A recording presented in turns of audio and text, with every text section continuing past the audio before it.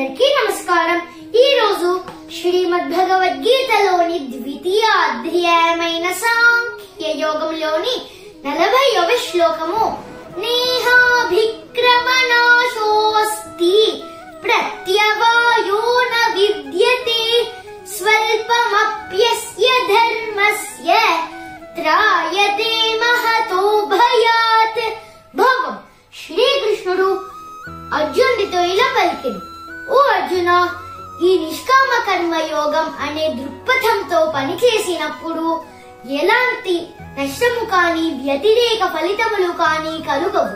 కొద్దిగా సాధన చేసినా అది మనల్ని పెద్ద ప్రమాదం నుండి కాపాడు.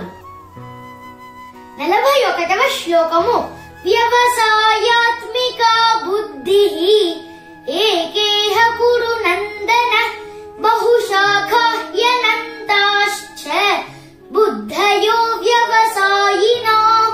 భావం: శ్రీకృష్ణుడు ఇంకా అర్జునుడితో ఇలా పలికిను: ఓ కురువంశజుడా, ఈ దారిలో ఉన్న వాడి బుద్ధి దృఢంగా స్థిరంగా ఉంటుంది మరియు వాడి లక్ష్యము ఒక్కటే.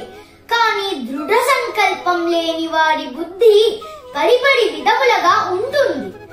ఓం శ్రీ పరమాత్మనే నమః.